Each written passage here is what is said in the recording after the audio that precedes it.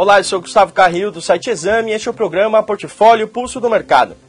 O Brasil está lutando para se transformar em um centro financeiro da América Latina e fazer de São Paulo um polo de negócios aos modos de Londres, Nova York e Hong Kong.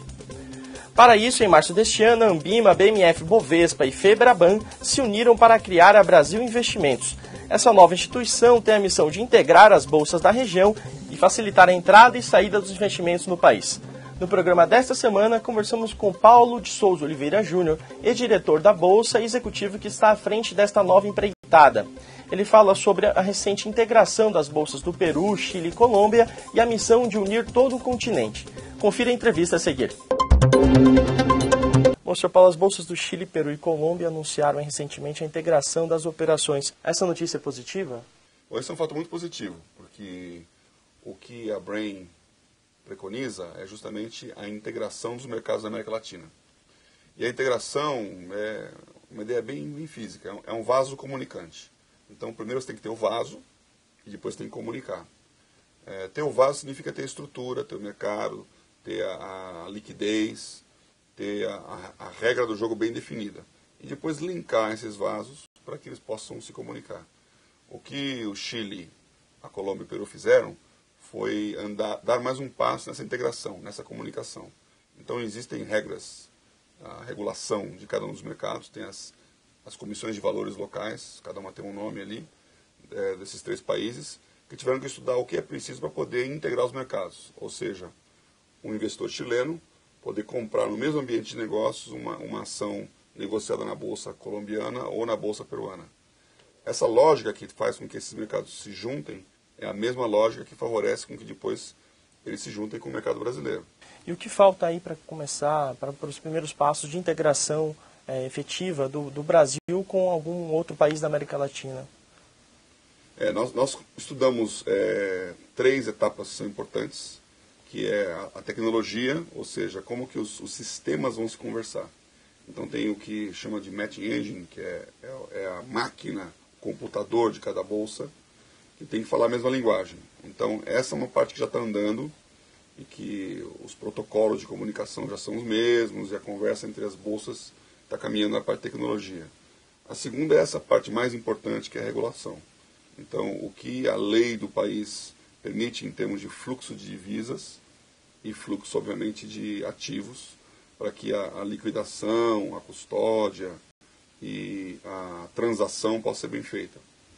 E, por último, tem um aspecto comercial, que é como é que isso vai redundar nos FIIs, nas corretagens e na divisão da receita em cada país. Esse é um aspecto importante porque o modelo brasileiro, ele é proposto como integração, é absolutamente diferente do que, por exemplo, acontece com as bolsas de Nova York ou da Europa. Nosso modelo é que um corretor local faça parte da negociação.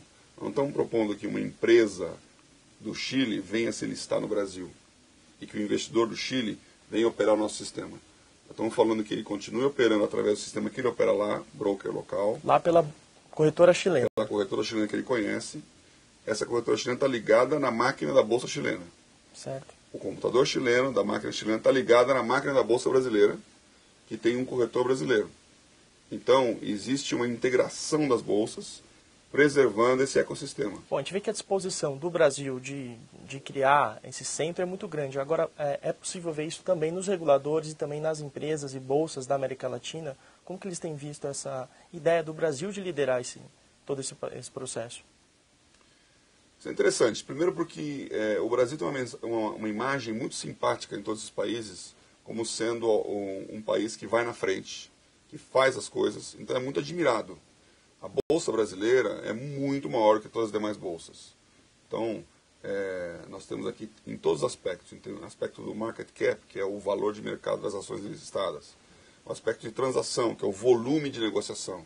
O Brasil está negociando 3 bi de dólar praticamente por dia. Então, isso aí é muito mais do que, sei lá, 20 vezes o volume que se negocia em outros lugares.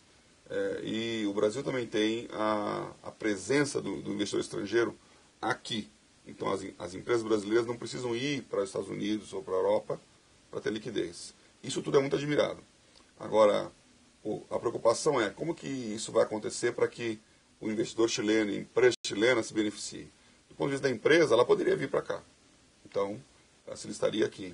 Agora, o nosso modelo é que ela faça isso através da bolsa local. Então, esse é o que a gente chama de um BDR. Então, o BDR é um recibo de uma ação estrangeira negociada no Brasil. Assim como o ADR é o recibo de uma ação brasileira negociada em Nova York. Né? Então, a Petrobras, a Vale, tem um ADR. Agora, a LAN, vai chamar Latam, ela vai ter um BDR aqui no Brasil. Bom, a Brasil Investimentos que foi criada em março, já está aí com escritório, já está contratando pessoal. Já existem conquistas efetivas dessa nova empresa ou ainda elas virão ainda em 2011 aí para frente? Brasil Investimentos e Negócios, BRAIN, é uma associação. Então, não é uma empresa, é uma entidade que congrega todos os segmentos, fruto de uma percepção de praticamente 2 anos atrás, 2008, quando o Brasil conseguiu o Investment Grade, que nós não precisávamos mais falar para o mundo, venha para o Brasil e invista aqui. Nós precisamos agora explicar como ele faz isso, que não é simples. Então, existe uma regulação, uma regulamentação, uma estrutura de mercado que é própria do Brasil. E nós não queremos perder isso, porque foi a razão pela qual o Brasil passou com louvor por toda a crise, o mercado regulado, que tem o cliente final identificado, é o beneficiário final da conta identificado, que tem uma estrutura de colateral, de chamada de margem, de controle da bolsa, que a cada 4 vezes por hora, a cada 15 minutos, repassa todas as posições. Então não é igual em todos os países. Então a ideia da BRAIN é entender o que nós precisamos fazer aqui para melhorar o que nós temos de ruim, que existe essa questão da burocracia, a questão fiscal, a integração de mercados. O Brasil tem uma mentalidade de décadas de proteção do mercado. O medo, nas décadas passadas, era que nós perdêssemos divisas. Uma muralha, né? Uma muralha para o dólar não sair. E agora essa muralha está atrapalhando, porque o dólar está entrando num fluxo muito maior. Então tinha que ter uma maior flexibilidade de entrada e saída para que equilibrasse e não pressionasse tanta moeda, que é a grande questão hoje. Então, a legislação tem que ser mudada. Então, a BRAIN ela se organizou nesses meses, como você perguntou, criamos e estudamos 5 eixos de atuação, que são os pontos capitais da BRAIN. Primeiro é a cooperação, que é justamente como fazer com que as empresas, o mercado financeiro e o governo caminhem harmonicamente. Isso é feito através da governança que ela tem um comitê onde essas empresas sentam, o governo juntamente, um grupo de trabalho que são feitos em cada área, que estudam aquilo que é importante para poder mudar e apresentam a solução de uma maneira integrada. Então não é caso a caso, é tudo junto.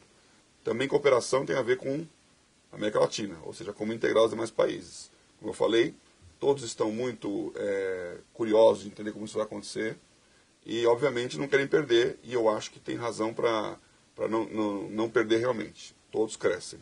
É um ganha-ganha aí. Nós estamos preparando um documento, que são relatórios, e o primeiro já está pronto, que fala por que a BRAIN tem que acontecer. O segundo, que vai sair até o fim do ano, é sobre competitividade, que é comparando o Brasil com os demais centros do mundo, em todos os aspectos, qual é o nosso ranking de competitividade e qual o caminho que a gente vai melhorar isso. O terceiro, que é um dos eixos também, é talento. Talento significa educação, ou seja, qual é a mão de obra que o Brasil tem que preparar para estar preparado para essa mudança que vem. Um exemplo fácil. Se nós nos tornamos um centro financeiro internacional que trabalha 24/7, de cara eu tenho que dobrar a minha estrutura de back-office, sistema de transação, tenho que trabalhar de noite. O exemplo que nós sempre damos aqui, quando o Tesouro Nacional quis realmente atrair investidores asiáticos para comprar os títulos brasileiros, não conseguia. Na hora que ele fez um leilão à meia-noite, eles apareceram. 1/3 do leilão veio da Ásia. Então tem que ter alguém trabalhando aqui enquanto eles estão acordados lá. Eles têm esse hábito de dormir quando nós estamos acordados. Então o que precisa acontecer em área de talento? Mapear quais são as profissões, onde estão os gargalos, qual a produção acadêmica. O outro eixo é inteligência, que é banco de dados. Então, integrar as bases de dados, ter os indicadores claros.